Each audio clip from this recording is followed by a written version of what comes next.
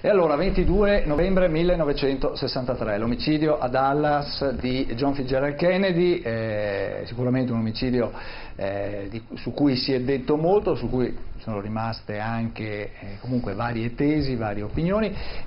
Noi introduciamo l'argomento con un pezzetto di un film con Kevin Costner e Donald Sutherland. Donald Sutherland è una sorta di Gola profonda, Mr. X, chiamiamolo così, e racconta a Kevin Costner il periodo, diciamo, cosa stava facendo lui nel momento in cui avvenne poi l'omicidio. Vediamo.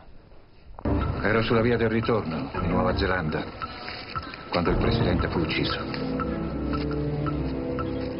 Ora, Oswald fu incriminato alle 7 di sera ora di Dallas per l'omicidio di Tippit. Col fuso orario fanno le 2 del pomeriggio del giorno dopo in Nuova Zelanda. Eppure i giornali locali avevano già la biografia completa di questo sconosciuto 24enne, Lee Oswald. Foto d'archivio, dati biografici, informazioni di fonte sovietica, ed erano praticamente sicuri del fatto che avesse ucciso il presidente da solo, nonostante ci sarebbero volute altre 4 ore prima che venisse incriminato a Dallas. Pensai subito che stavano architettando una di quelle montature in cui era maestro il mio reparto. Comunque, dopo il mio ritorno, mi chiesi come mai io, capo delle operazioni in nero, fossi stato spedito al Polo Sud in quei giorni a fare un lavoro che chiunque altro avrebbe potuto fare.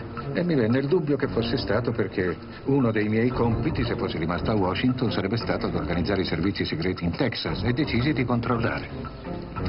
E infatti scoprì che qualcuno aveva detto al 112° gruppo di informazione militare della Quarta Armata, forza in Houston, di smobilitare quel giorno, nonostante le proteste del comandante del reparto, colonnello Reich.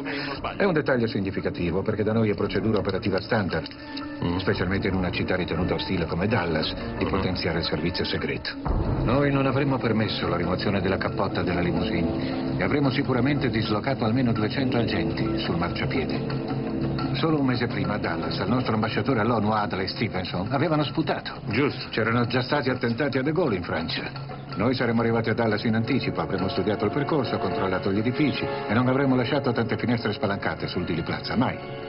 Avremmo appostato i nostri cecchini in tutta la zona. Una finestra aperta sarebbe stata segnalata. Avremmo setacciato la folla, pacchi di giornali arrotolati, soprabiti sul braccio. Non avremmo mai permesso a nessuno di aprire un ombrello, né alla limousine di rallentare fino a 16 km all'ora, e tantomeno di prendere quella curva tra Houston e Elm Street. Si sarebbe sentita la presenza dell'esercito per le strade quel giorno. Ma è andata diversamente. Vennero violate le più fondamentali regole precauzionali che abbiamo. E questa è la migliore indicazione che ci fu un massiccio complotto a Dallas. E chi poteva organizzarlo?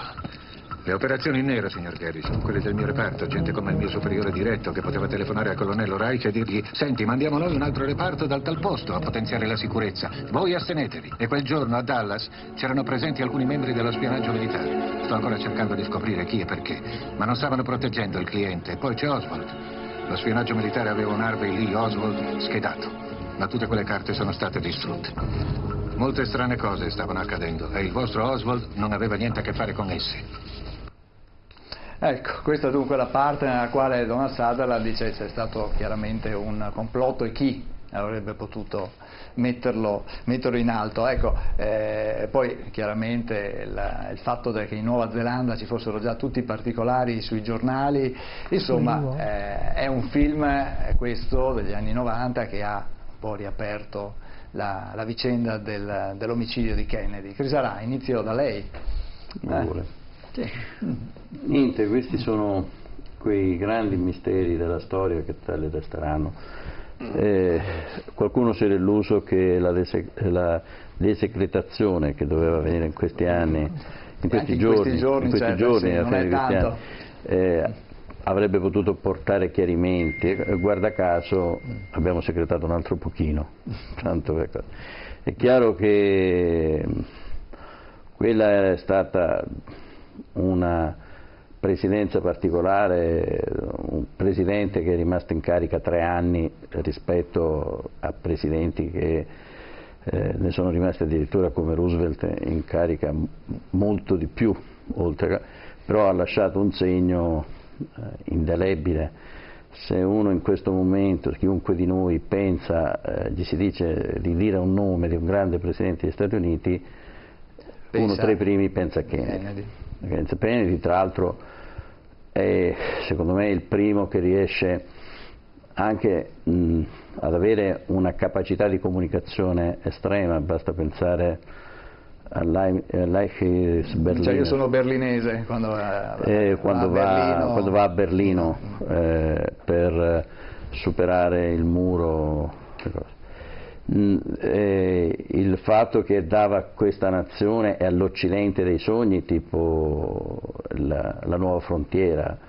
Io sono nato e cresciuto nel mito delle missioni Apollo, degli sbarchi sulla Luna, di queste situazioni che esaltano l'umanità e la capacità di una democrazia, e torniamo, di una nazione che, contrariamente a quello che pare, mantiene una sua individualità nella diversità. È la nazione del concetto dell'accoglienza, dell'opportunità per tutti. Non ci dimentichiamo che è un'enorme caldera di razze, di idee, di religioni, dove nonostante 51 stati nessuno dice io sono del Texas, ti dice io sono americano, poi vengo dal Texas, quindi mantenendo in una individualità federale vera, però un grande concetto di nazione e l'idea che il diverso è un'opportunità, non è un problema. Ed è riuscito a mantenere questa cosa anche dopo l'11 settembre, dopo tutto quello che è successo. Secondo me alla base di tutto c'è queste idee di fondo che poi non erano proprio di John Kennedy, ma l'uomo delle idee secondo me era il fratello. Non a caso se lo sono sistemati prima ancora che diventasse presidente, cioè proprio per togliersi il problema. C'è una famosissima sua lezione in un'università, adesso non mi ricordo se era Princeton, sul PIL, sul significato del PIL, del prodotto interno lordo, che secondo me bisognerebbe far vedere obbligatoriamente a tutti, cominciando ma anche alla gente, per riuscire a capire che cos'è veramente la ricchezza di una nazione. E secondo me questi due fratelli avevano, con tutti i loro limiti, hanno imposto nella sostanza quello che è il concetto, con i suoi limiti, con le sue storture, di quello che è un concetto in cui la democrazia, il benessere, l'interesse collettivo, perché non ci dimentichiamo che gli Stati Uniti hanno un grandissimo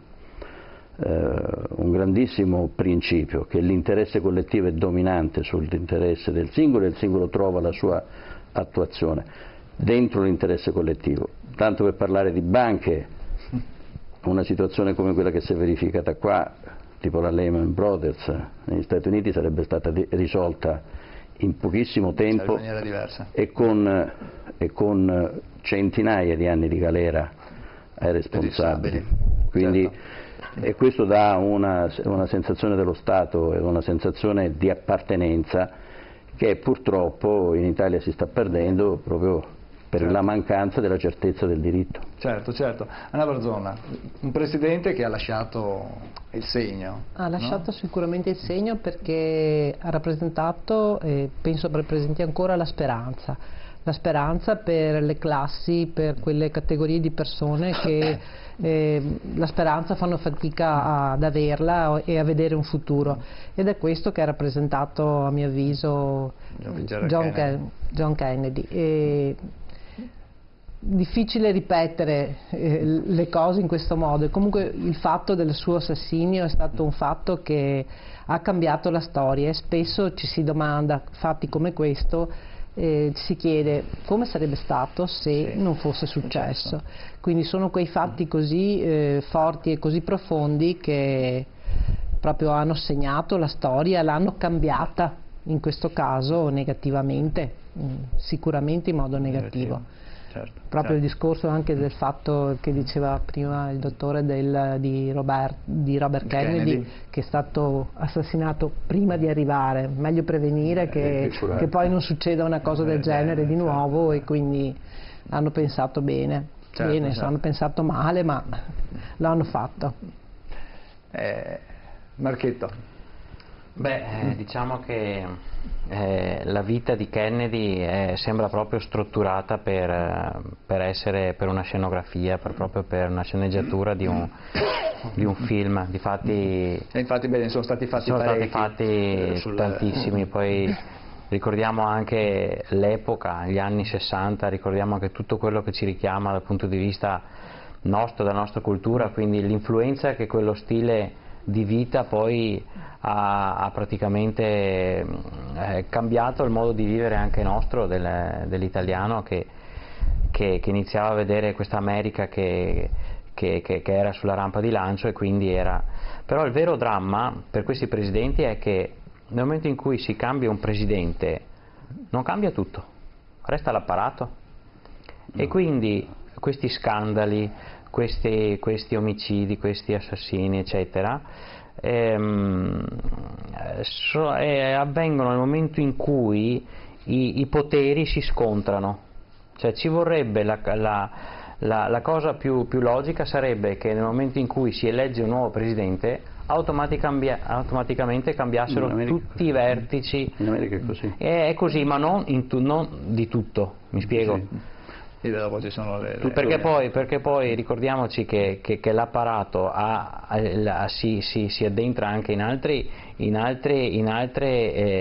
settori, diciamo, della vita sociale, che è anche l'aspetto, diciamo, criminale, quindi anche tutti quei collegamenti con la malavita, e quindi non è facile incidere con cambiamenti, con grosse, diciamo, stravolgimenti dello stile di vita, delle conquiste su un sistema, diciamo, che è fossilizzato, diciamo. Vediamo che come anche Papa Francesco fa fatica all'interno della Curia Romana a portare le innovazioni. E chi non ha mai pensato che Papa Francesco non sia, diciamo, sotto bersaglio? Perché nel momento in cui ti porti certe innovazioni che vanno a stravolgere quello che è, diciamo, consolidato, rischi la vita.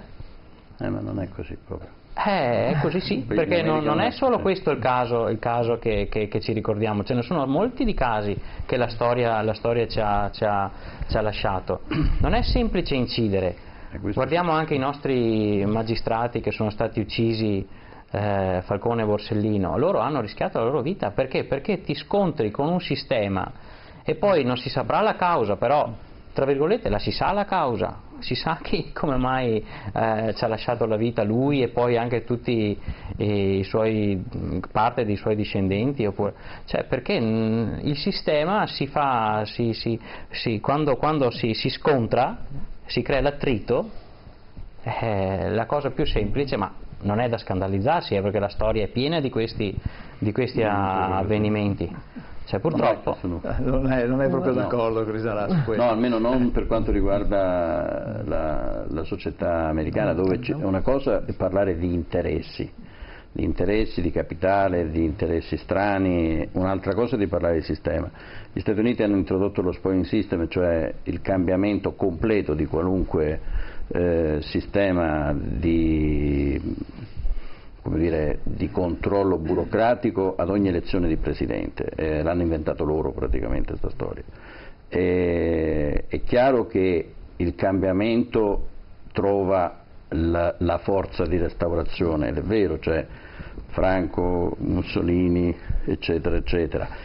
Il problema è che comunque quella dimostra che nonostante che poi Kennedy non è che fosse proprio poi tutto sto coso, era uno dei presidenti dell'escalation in Vietnam, era il presidente della Baia dei Porci, insomma dell'assalto a Cuba, non è che si può dire santificato da questo punto di vista, però una cosa è parlare di poteri, del potere dei poteri economici, e altra cosa è parlare del sistema. La forza degli anglosassoni è di avere un sistema forte e credibile. Moron. Allora, a parte che è stata per quello che conosciamo, ovviamente, perché è stata la vita anche di una persona un po' controversa, no? Cioè, che da una parte pubblicamente prometteva tante cose buone e dall'altra parte nella vita privata ne faceva tante cose di meno buone, insomma. Quindi sicuramente la vita di un personaggio... La famiglia Kennedy è una famiglia... Sì, è di un personaggio un po' controverso.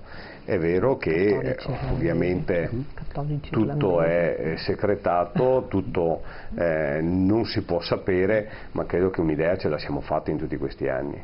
Un'idea che poi un po' si è rafforzata, come si diceva, con anche l'uccisione del fratello, che in qualche modo era insomma sulla rampa di lancio, e una cosa che poi si è dimenticata, la morte del figlio.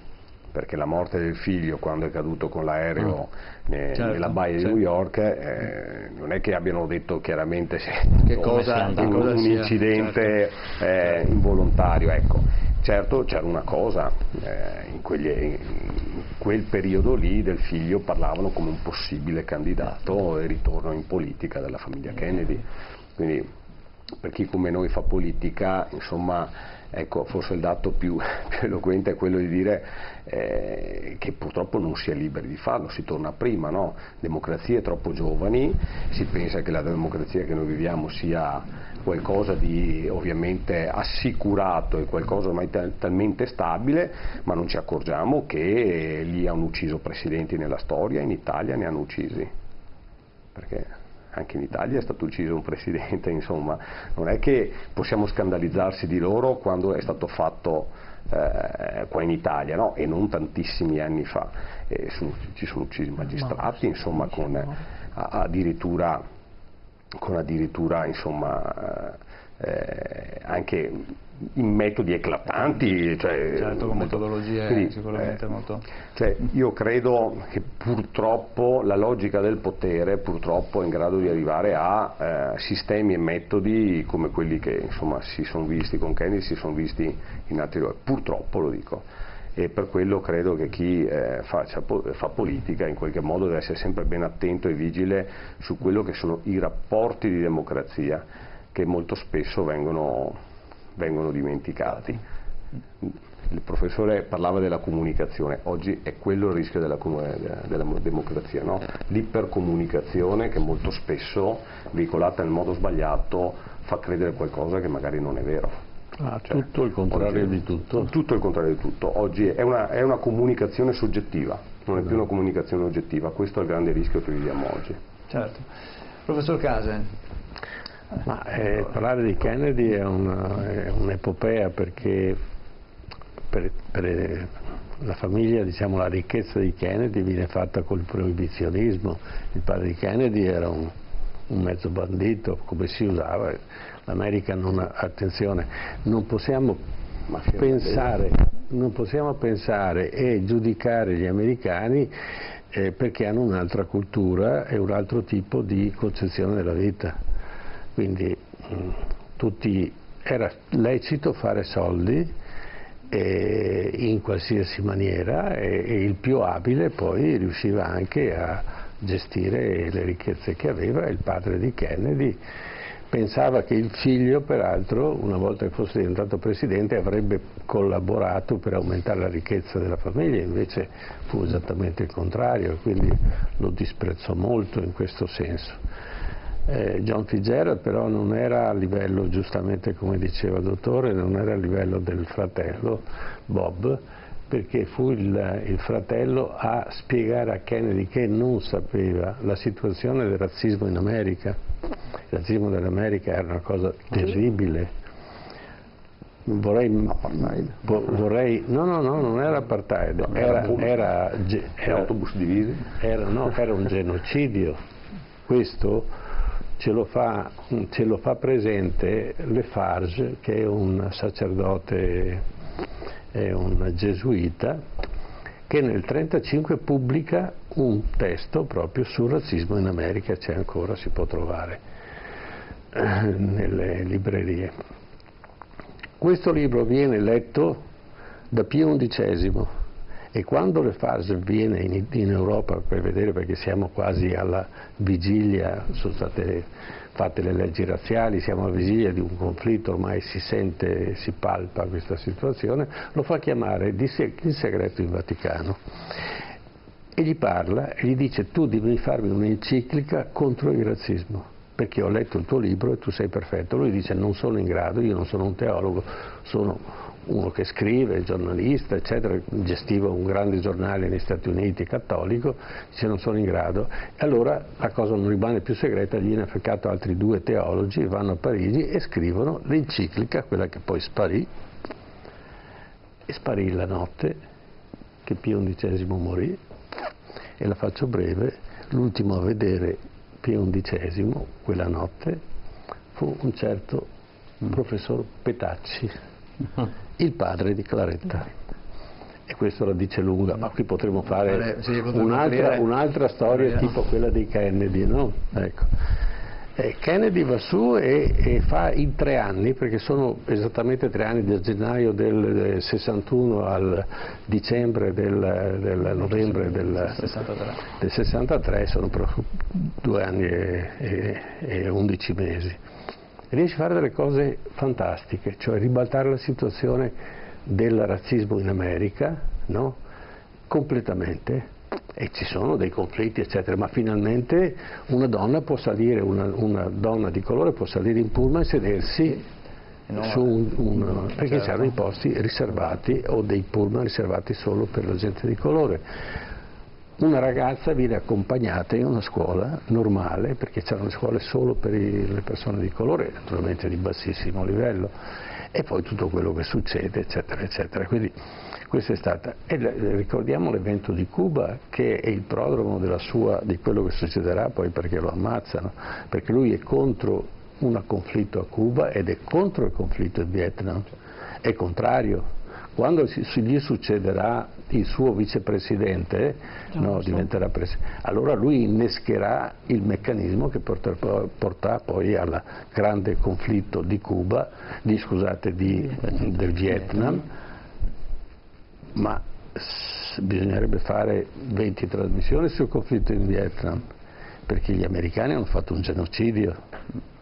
La gente arancio, che era poi una sostanza che ha divulgato tumori in tutto il Vietnam del Nord, no? E venivano lanciate con le bombe nel Vietnam del Nord dagli americani a tonnellate, no? Poi abbiamo Cuba.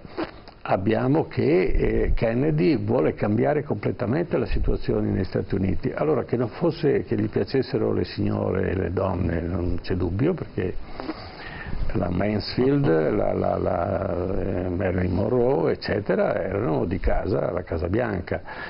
Ma questo non toglie che come presidente è stato uno che in 3 anni ha cambiato radicalmente ma non solo, ma tutti i fratelli hanno cambiato, tant'è che Obama va al potere perché è stato cresciuto nello studio legale dell'ultimo fratello Kennedy e viene portato e muore prima e non ha la soddisfazione di vedere finalmente una persona di colore che va al potere, ed è stato esemplare. Quindi Kennedy non finisce con l'uccisione, continua fino adesso, e il recupero della dignità di uomini negli Stati Uniti avviene proprio per merito di Kennedy, e abbiamo il primo presidente di colore in tutto il mondo, cioè è una cosa impensabile, e questo vuol dire la capacità degli americani di accettare il nuovo. E sono in lizza una donna, prima donna che potrebbe diventare presidente e non ci arriva per poco, no?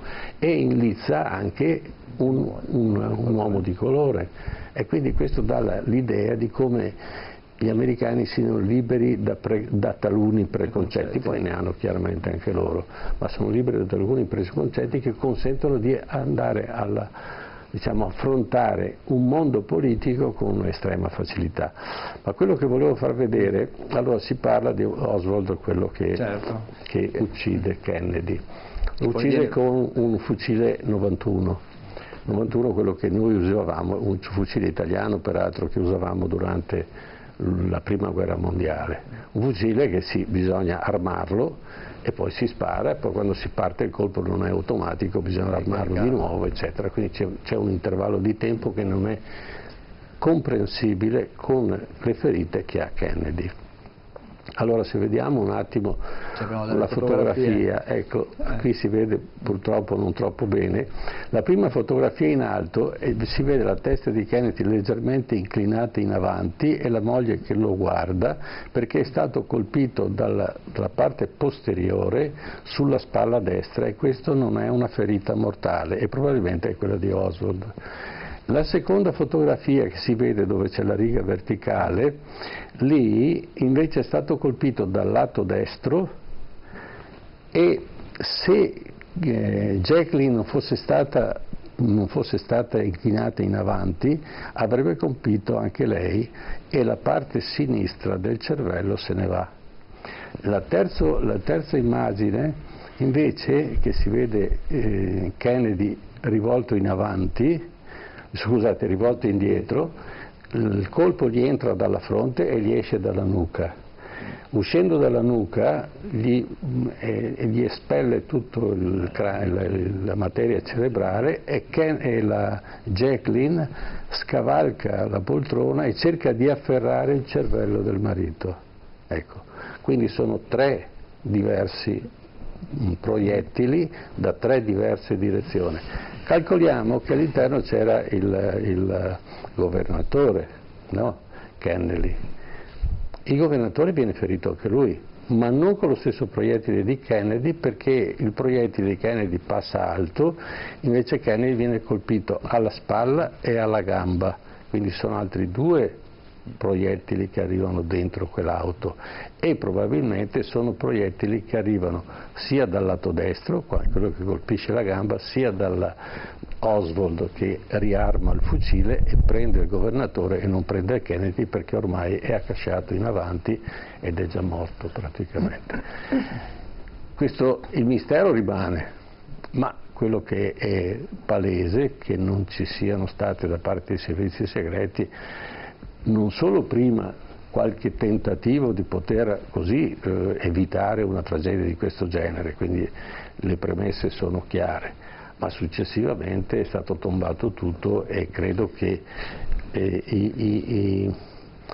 i servizi segreti americani hanno un'altra caratteristica, che certe cose non le conservano, per cui si possono aprire tutti gli archivi e non si trova assolutamente niente.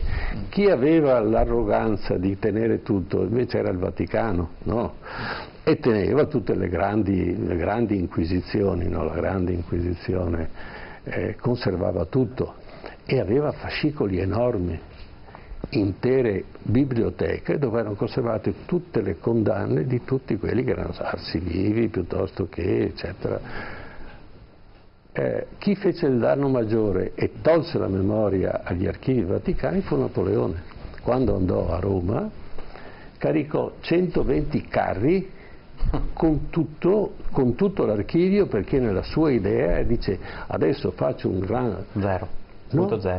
No, faccio una pubblicazione sulla situazione che ha creato la Chiesa in migliaia di anni, le persecuzioni e tutto il resto.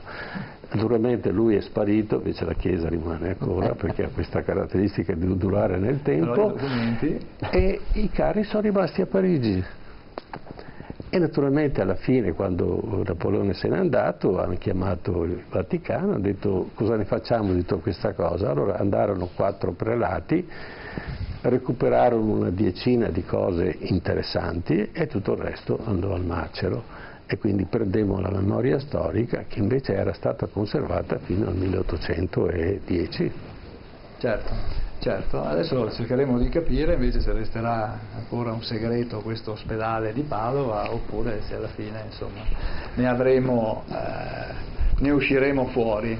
da questa vicenda. Allora ci fermiamo, andiamo in pubblicità, dopo rientriamo e iniziamo allora a confrontarci un po' su questo nuovo polo della salute di Padova, tra poco.